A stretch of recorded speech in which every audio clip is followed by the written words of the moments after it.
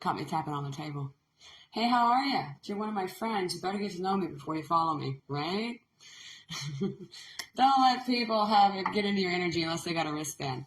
Welcome in. I'm the loud one, darling. I love Jesus out loud. I walk my way, which is always right straight towards the Yahweh. I'm a conscious reverend for a church called The Porch. And you got one outside your house, and so does your neighbor, and the next guy, and I got one. So there you go. Universal Church built overnight. Welcome in, welcome in. I keep a Facebook group called The Porch. You can find a link to that on my personal page. Hit me up and find it, and you're more than welcome to come on in. We do not do religion, so we don't care what religion lapel pin you wear. We're only looking at your heart. So only bring your open heart and your open mind. There's a lot of black sheep that fell down the rabbit hole of loving Jesus Christ out loud, and he's a living spirit, living man. And, 11-11-369. It's the whole damn thing. It's calling us in. Come on back home. So if that rings a bell for you, I like to say resonate. If that resonates for you, find us over on The Porch. Today, I'm going to be telling on the devil's ass, because once you find out, you go through holy darkness, that's how you find the light. You find the right way by going the wrong way. You travel south directly just so you can understand where true north is. That's the way we work. So, today, I'm going to be telling on the devil's ass. Why is that important? Because you knew who you're up against. Most big generals in wars, if they wanted to win the war, they had to know their opponent. You have to know your opponent. And right now we've been sold a bunch of world lies, and a lot of you on the spiritual journey already know that all the stuff the world told you is bullshit, backwards, and upside down, and pretty much an empty lie. And you're finding out that you have your own truth as you seek truth. And so I'm going to be dangerous to hell today with my mouth. I love that. The devil's worst nightmare. Bring it, baby. So be on the porch telling on the devil's ass today, because you need to be well armed and well informed of how he shows up. And it's not just a little red demon with a horn and a pitchfork. I'm sorry that Disney and Hollywood sold you that form of the devil, and also sold you the form of God being Zeus or Mermaid's dad. We got to break that over our knee and understand who these entities are. And I hope you do that over on the porch, where we leave a light on and illuminate. So I'll see you over there, company. Oh, by the way, I'll get my coffee. I smoke cigarettes too, and I don't mind doing it in front of you because I'm not perfect. Perfection is just absolutely unattainable, but purification is something that is. And purification is in the heartwood of things. You can't see the heartwood of a tree, darling, unless you cut it down. So unless you zip me and cut me down, you can't see my heart. Only God does. And that's why these things sit here nicely on my desk. These are blocks of wood. We're going to do this real fast. And if you like the appetizer of what I'm giving you, verbal mana, verbal medicine, herbal medicine, then like I said, see us over on the porch. Anyway, these two things to show us perfection and purification, right? They're both blocks of wood. I can do things. That's awesome. I can build with these. I did build with these. These are the end caps of what I didn't need when I sawed off some wood. So what's all beautiful design, 369, holy design. Our entire world, it looks like this. It's God's fingerprint. It's in centrifugal circles. Our cycles, our seasons, our circadian rhythms, and everything we are is wrapped in a circle, from the womb to your eyeballs to the world itself. Circle, circle, circles, darling. You notice there's no sides in a circle, okay?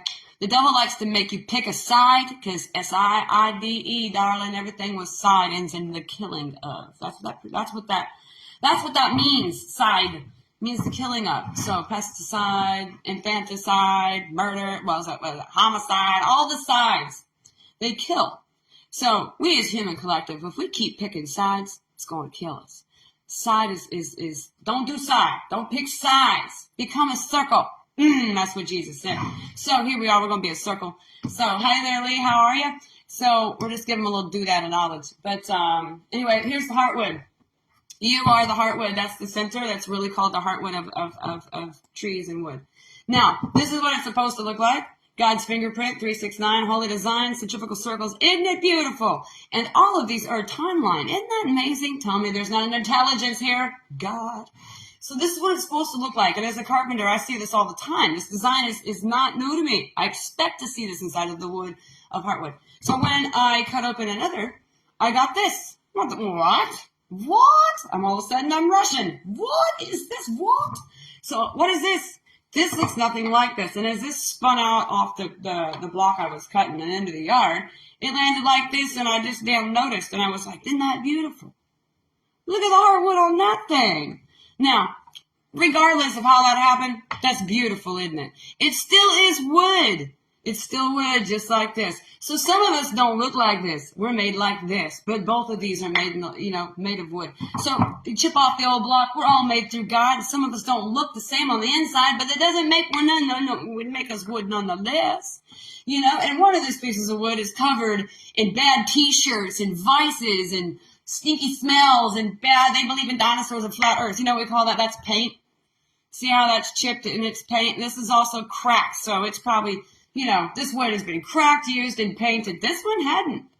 It's still raw and pretty and natural. You know what? It's just the outside surface, like my T-shirt, like my skin color, like my religious lapel pin I do not wear anymore.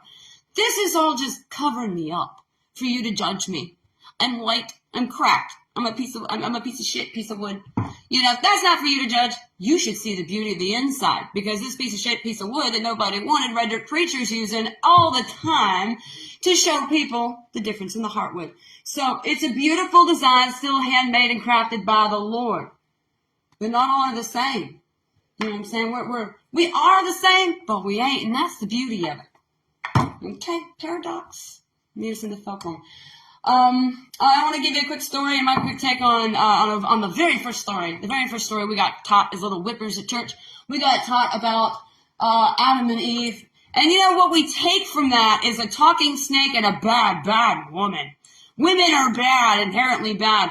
Out of that story, maybe you not yourself, but humanity as a singular whole. What did humanity take away from Adam and Eve? I think, in a nutshell, they took away the fact that there's a talking snake and the fact that women are bad. Women can't be trusted. Eve messed it up for everybody. So this woman's been hanging on the gallows of humanity forever, okay, in story form. Been hanging there forever for what? For being such a bad, lowly bitch? For being a harlot, a whore?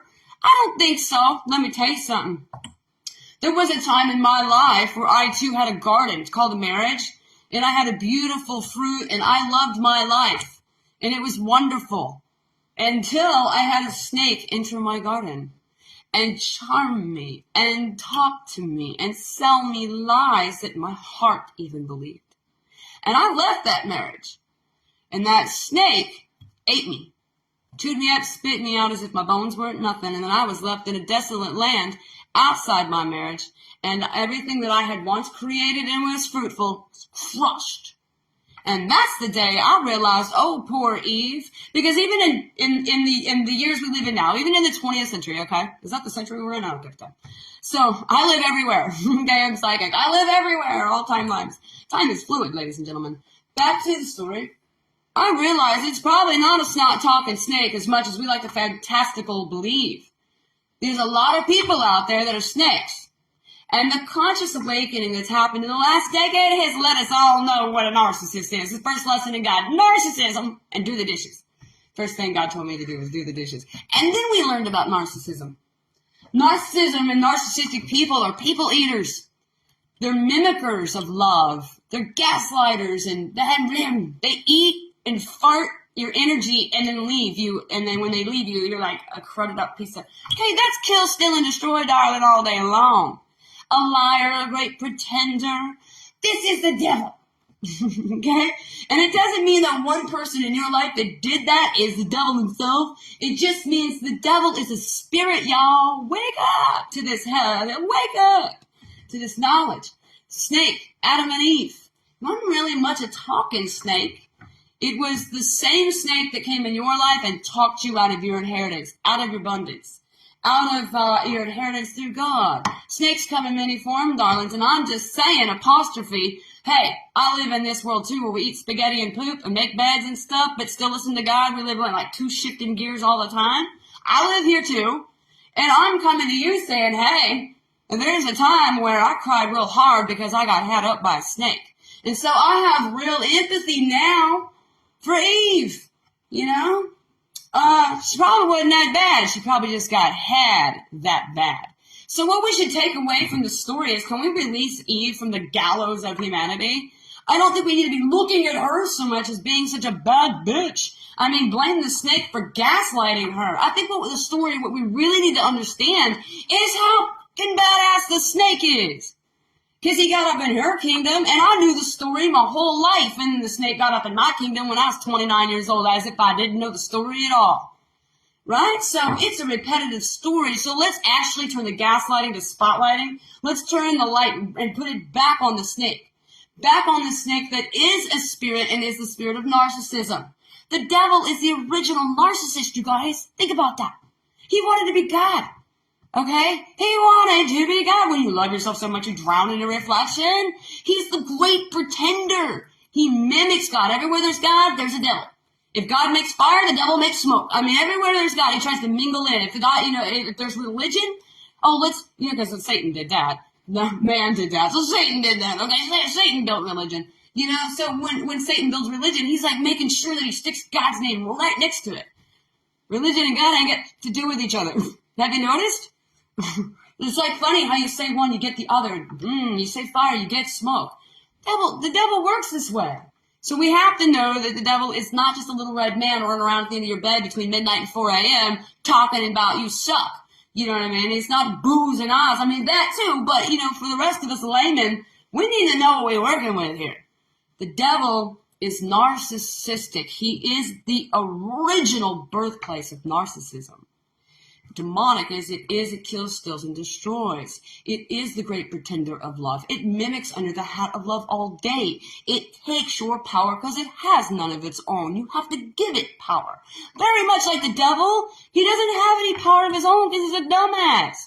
The only power he has is the power he siphons off of us. Oh shit. We need to stop giving this dude power. How do we do that? Well, one of the ways we can do that is to wake up and know who we're dealing with. So, you need to know that spiritual PSA. The devil is from henceforth known on the porch, which is a global conscious church, so that's a lot of places. The devil is a spirit. And why is that, lady? Probably because God is a spirit, and that's in a good book. And we already know a thumbprint rule about the devil. He's a great mimicker. So if God is a spirit, the devil's got to be a spirit. If heaven is full of empathy and God's down here making empaths because you have to be empathic to get to heaven because heaven's full of empathy, think about that. A place where all the people are, if it's full of empathic people and it's an empathy place, that would be heaven on earth, darling. So I'm just going to go ahead and assume that heaven smells like cucumbers and is full of empathic people and it's all full of empathy. That would be absolutely wonderful. If that is what empathy, that's what empathy. The opposite of that is narcissism. And that's here on the world. We're covered in it. We're just, gag me with the narcissism. So the devil is a spirit, and he's a spirit of narcissism. He's a narc, a big one. And he loves to take other people and rub them on him to feed his ego. I mean, this is what religion is. So when you are sovereign in the spirit, sovereign in the spirit, you are free. And there's only one sovereign spirit. If you're part of Satan's slave system, there's 4,000 religions across the world. Pick one is not the one, right? So, and they're the ones, religion is actually dictating to the rest of the world how to act, behave, love God, do this, don't do that, don't love so-and-so, don't get buried next to somebody else because your religion don't. Religion does all this shit in the name of God. Now, when you start to see that, like I did, oh my God, I got to get to the porch. And turn the light on and tell them what's going on here. So, in a way, not in a way, the devil is a spirit. He's a spirit of narcissism. And narcissism does all that which narcissism does. And I'm sure you've had firsthand knowledge in knowing what a narc does. And when you take the blueprint of a narc and you hold it up to religion, you can't help but notice how much they match. Okay? So, great noodles for thinking, So I'm going to head over to the porch and I'm going to continue today's message of telling on the devil's ass and freeing people because that's what we're doing now. We're not in a physical bondage. Back in the day, Moses had to walk in there and be like, yo, let my people go out of this physical bondage. And it was work and it made a great story and we're free. This is the time where we have to go out. We have spiritual exodus. We're in spiritual bondage, spiritual jail. And God sent me and a whole bunch of others to help with the spiritual exodus, Moses 5.0 style. He's sending girls with sticks and hats, including me. So we're in a spiritual bondage, and we're being asked to exodus from that. You know, one true body church is not divided nor labeled, and labels never did us any good for churches or for people. Don't label us. We're not box turtles. We don't belong in a box. Don't tell me I'm a bird, so I belong in a birdhouse. I'm a chicken. I have no need for a birdhouse. Or I'm an eagle. I've got no need. So find your truth for you. You're your own unique animal, and you don't. Come on, guys, do it your way. And there's a part where, like, you have to do it your way. It's your life. You need to decide whether you're going to love or hate people if you agree with them or not. Catch my other message called Take It Like Eggs. You have to decide. And for me and mine, I'm going to love anyway. I'm going to be like Jesus. They're going to hate you and talk shit on you and probably kill you. I don't care. I'm going to do it anyway. It's not for them. I'm going to do it anyway. Love anyway. Love even though you don't have to agree with everybody. I don't agree with everybody's religions. I just love Jesus anyway. We are all God's children. How hard is this? Trying to make it easy on the porch, even for laymen. So anyway, I'll see you guys later. Thanks for listening to the message. Know that everything that I bring you is not of my own understanding. I've been under the working hand of the Lord for 7 years, and for 5 of those years, I've brought it out loud in front of the camera like this, and just let people see my growing. And so I've really kept my head down. I try not to take on influence of the world or churches. I've only been being schooled by God. It's amazing. God could teach me in a cave. I could come out smart just because the living Spirit does talk. He does teach, and He does show you. And hopefully me running my damn mouth makes people understand this ain't crazy. This is the way we were supposed to live within the Lord. You know, with holy cliff notes getting through life. You know what I'm saying? And God, Jesus is not far away from us. So anyway, that's my heart out loud. That's what I do, you know. Don't throw daggers at me. Many people do. I don't need extra daggers. So hugs and be nice. Be kind to each other. So be kind, assholes. I say that. So yeah, it's okay. We can bring the message, and I say it's also Cursey Church. It's a conscious church. It's unorthodox church. Because church, we're redefining what church is. We're redefining it. And hopefully I'm redefining what you expect as a preacher. Just have your heart out loud. God will watermark people, and you can tell by their face and their grace. You can tell by the watermark. So all I'm asking you to do is not be a part of Satan's slave system. And don't do it because I told you. Ask questions. Religion forever has been, I am God, don't ask questions. And nobody has. We all just follow. I am asking questions because it's contradictory. I'm a female. God gave me a spiritual mantle. He gave me a mouth. He gave me a heart like Mary Magdalene. He said, go proclaim it. And I want to, and I am. Why is it the religious community came at me and told me to sit down, shut up, and all they could feed me was Timothy 2 down my throat? That's a Bible verse. They're gagging me with it. Timothy 2, girls can't be preachers. In short, God's over here for 7 years investing in me and my throat chakra, and my confidence, and my backbone. And I've lost a lot of friends and a lot of family because I'm loud and I'm different coming out of the spiritual closet because I don't do it like them. So I'm sitting on my own, but I did it anyway. I'm going anyway. So just do it anyway. And it's in that contradiction that I started to question, what is this religion? Because the men I know at home is not what they know outside, what they're doing outside in the world. They don't match. Am I wrong and they're right? Or are they limited-minded? And I'm growing in God because I think that's where it's at. So I'm just going to keep growing in God out loud, you know. Anyway, ask yourself, when you're sovereign, ask yourself simple questions. Is the Jesus you know the type of Jesus to not allow women to be part of discipleship? I know that my God doesn't discriminate. I know that for a fact. I'm a female. And I've seen what Jesus has done in my life. So Jesus doesn't discriminate because I'm a female. And He's given me a pretty big mouth and given me permission to go run my heart all over the world with this mouth and Him in tow. So don't tell Him, don't shove no more Timothy 2 Bible verse down my throat. For me to sit down and be quiet and submissive and not lead or whatever the Bible tells me to do, I understand that, but I understand what the Lord's telling me to do too, and I'd rather follow Him because that I trust, and that's sovereign. That's sovereign. Religion's not going to tell me to shut up and sit down, and then I just hide this gift, on my bum, and I never say a word, I never talk, I never out loud nothing. Well, now I feel like I'm omitting things that I know. I'm omitting truth, and if you're a watchman on the wall, you get in big trouble for holding truth when you know you should speak. That's one of the first things I learned. So the Bible contradicted me right back down in my chair. And for about 18 months of my life, growing in God, I wrestled with this in my backyard. Me, Timothy, too, we went at it. Because for me to acquiesce to Timothy 2, I have to say that God wasn't touching my life, and I refuse to say that. Because he is touching my life. And there's a lot of females out there that he's touching. And I realized just how powerful the divine feminine is to Jesus Christ, to that sovereign church. It's the divine feminine has been cut out of the world's church because the divine feminine healed is a very powerful feature. Just like a plug-in is to a socket. You need both for it to come on. And religion is very patriarchy, and it doesn't allow women to sit at the table very often, much less talk. And like children, we have a great amount of things to say. Never shush a child, for innocence is the only thing they bring to the table. You and I don't even have that anymore. It was stolen from us, taken from us. We all aged out of our innocence. Why would we negate a child from the power they have in their throat? Invite them to the conversation. They're bringing innocence to it. Invite the divine feminine into the conversation. So I'm just saying, I know Jesus personally at home, in my kitchen, in my living room walls. And for me, in my house, I sovereignly say that I know what God has done in me. And I'm not going to sit here and say that he didn't. So I don't know about that Timothy 2 stuff, but I know what Jesus is doing in me. And sovereignly, Jesus is not a person to discriminate. He's not a bigot. So if I was to hold up that to Jesus' light and look for a watermark like money, I'm looking for authentication. That doesn't match the Lord I know. And the Lord did this in me, so holding it, that don't match. Girls are supposed to talk.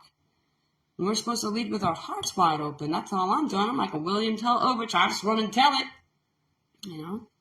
So, anyway, that's my 2 cents, Come over here and love the Lord out loud in a Christ-conscious way. We're going to make it okay. All right? We're putting respect back where respect needs to be in the spiritual community. Right on? So, as I say, stay kind and stay on your mind.